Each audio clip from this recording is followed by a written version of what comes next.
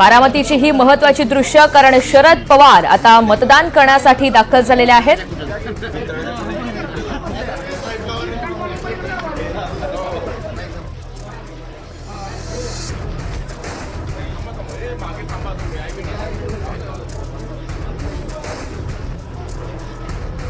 पवार कुटुंबातले सर्व महत्त्वाचे सदस्य यांनी आपल्या मतदानाचा हक्क बजावल्यानंतर आता स्वतः शरद पवार सुद्धा हा हक्क बजावण्यासाठी दाखल झाले आहेत।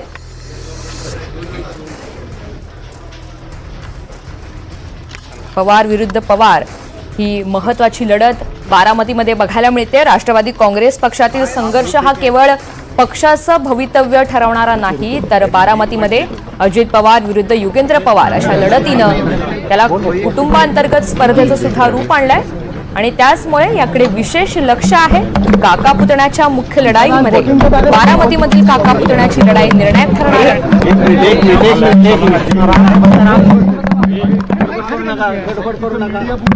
दोन मिनिटं जर थांबता आलं तर तिथं तुमचं बाईट होईल थोडं व्यवस्थित।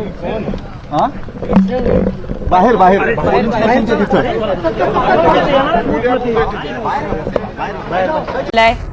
मुरलीधर मोहोळ हे मतदान करण्यासाठी दाखल झालेले आहेत। पुण्याची ही दृश्य आहेत।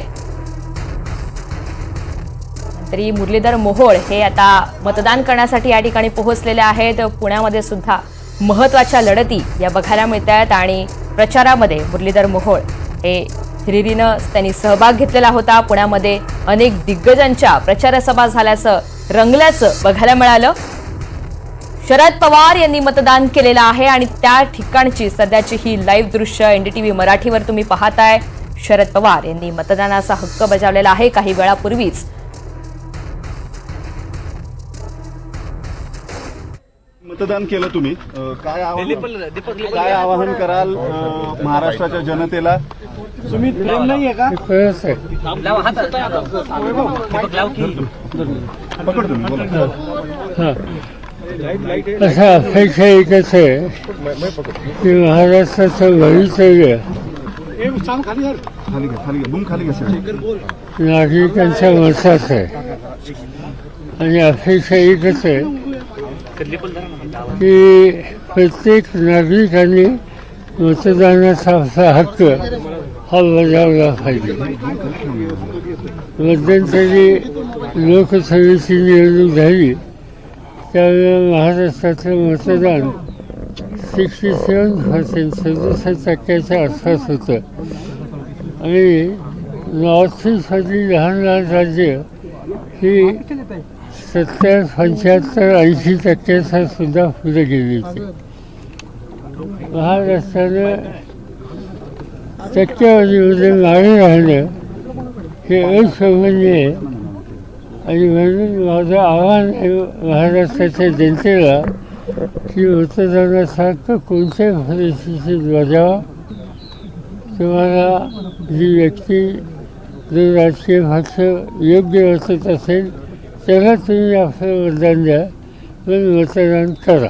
निवडणुकीच्या शेवटच्या टप्प्यामध्ये अक्षरशः म्हणजे कुठे पैसे वाटताना कुठेतरी मोठा पदाधिकारी भारतीय जनता पक्षाचा आढळून येतो, कुठेतरी गाडीवरती हल्ला होतोय, जीवघेणे हल्ले होत आहेत।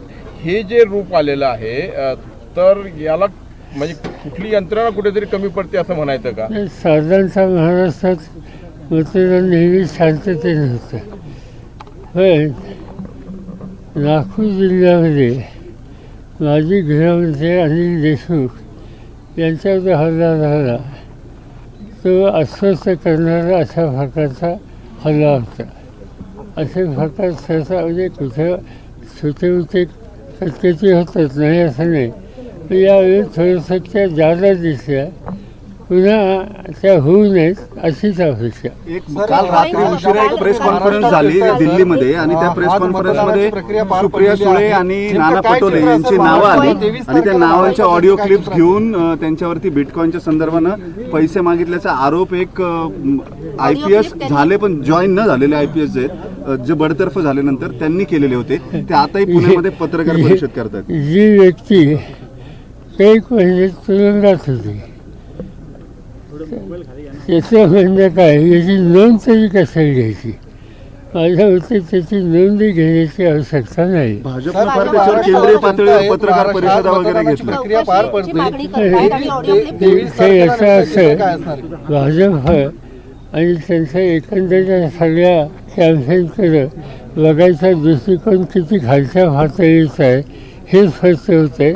यापेक्षा अधिक त्याचा मला भाष्य करायचे नाही. 23ला काय रिझल्ट असेल, 23ला काय नतीजे येतील? आज मतदानाची प्रक्रिया पार पडते. काय नेमकं 23 तारखेला महाराष्ट्रातलं चित्र नेमकं काय? असं दिसतंय की इथं सत्ता परिवर्तन होईल. लोक बदल अपेक्षित करतात. मतदानाचा निर्णय ते त्या संदर्भात घेतील असं मला फायनाफिशी दिसतं. जागेचा अंदाज काय साहेब? काल विनोद तावडेंच्या ज्या बाबतीत जो प्रकार झाला, भाजपच्याच माणसाकडनं आम्हाला सांगितलं गेलं असं ठाकूर म्हणतात. असं आहे की त्याची फॅक्शन फंक्शन मला माहिती नाही. तुम्ही जी काही माहिती दिली ती बघितली, पण लगेचच मी त्याच्यावर काही भाष्य करणार नाही. कारण ज्यांच्याबद्दलचा आरोप केला जातो त्यांना मी बरेच वर्ष ओळखतो. त्यामुळे माझ्याकडे ऑथेंटिक माहिती असल्याचं मी भाष्य करणार. तुमचा अंदाज किती जागा येतील, जागा किती असतील, किती तुम्ही इतकं फिरला. मी काही ज्योतिषी नाही आहे, पण मला शीत असं दिसतंय की बहुमत मिळावं. 175 जागा येतील असं अजित पवार म्हणतात आणि बारामतीत काय रिझल्ट असेल? माझ्या मते त्यांनी खरं सांगायचं म्हणजे 270 280 सांगायला पाहिजेत. असे 150 सांगणं चुकीचं. 170 नाही, 170 येतील जागा. अजित पवारांच्या सांगता सभेमध्ये आशाताई पवार उपस्थित होत्या. त्यांनी एक पत्र सुद्धा त्या ठिकाणी वाचून दाखवलं, ज्यामध्ये अजित पवारांवरती अन्याय झालाय, त्यांनी खूप सहन केलं असं त्या पत्रात. असं माहिती अन्याय काय झाला म्हणजे उपमुख्यमंत्री ते आहेत, सत्ता त्यांच्या हातात आहे. हे चौथ्यांदा उपमुख्यमंत्री झाले. योगेंद्र पवार हा तर तरुण मुलगा उभा आहे, तो कशातच काही नाही. त्यामुळे अन्याय कसा झाला कोणाकडे? मग तुम्ही सुप्रिया सुळेंवरती अन्याय केला का मग? कशासाठी? कारण त्यांना तुम्ही पद दिले नाही, त्यांना तुम्ही मुख्यमंत्री बनवलं नाही, त्यांना तुम्ही म्हणजे रेवंत रेड्डी सुद्धा पुण्यामध्ये काल बोलताना असं म्हटलं की शरद पवारांनी सुप्रिया सुळेंना कधीच मंत्रिपद दिलं नाही, जे अजित पवारांना कायम दिलं. ते सुप्रिया सुळेंना बारामतीकरांनी चौथ्यांदा संसदेत पाठवलं याच्यातच समाधान आहे. म्हणजे तुमच्याकडे लाडका पुतण्या योजना होती. हिंदी में म्हणाले की आवाज ओळखतो, तो आवाज माझ्या सुप्रिया सुळे आणि नाना पटोले यांचीच आवाज येते असं अजित पवार म्हणतात. असं आहे की आपण कोणत्या पातळीवर जावं तिथे शास्त्र सुद्धा पाहिले जात नाही हे लक्षात घ्या. हिंदी में सर, आज आपने मतदान किया है यहाँ पे, क्या कहना है सर? लोगों से क्या अपील है और क्या लग रहा है सर महाराष्ट्र का क्या परिणाम क्या करना, होगा? दूसरा क्या करना? ये लोगों ने ये फतिया में शामिल होने की आवश्यकता है और मुझे पूरा भरोसा है कि महाराष्ट्र के मतदाता भारी संख्या से इसमें शामिल हो जाएंगे, शांति से मतदान हो जाएगा और 23 तारीख के बाद ये देश के सामने आएगा कि राज चलाने की जिम्मेदारी वो किसके ऊपर देते हैं। सर, कल रात में एक बीजेपी ने प्रेस कॉन्फ्रेंस करके दावा किया है कि बिटकॉइन के पैसे यहाँ यूज किए गए और सुप्रिया सुले जी और नाना पटोले जी का नाम लिया गया कि इनकी ऑडियो क्लिप है उनके पास। बीजेपी कौन सी लेवल पर जाती है इसका एक उदाहरण है। जिसने आरोप किया था वो आदमी जेल में था कई महीनों से, और ऐसे लोगों को सामने लेकर झूठे इल्जाम लगाना ये ओनली भारतीय जनता पार्टी कर सकती है। सर, एनडीए की सरकार बनाने की कितनी संभावना है? नहीं, माइक में लगा माइक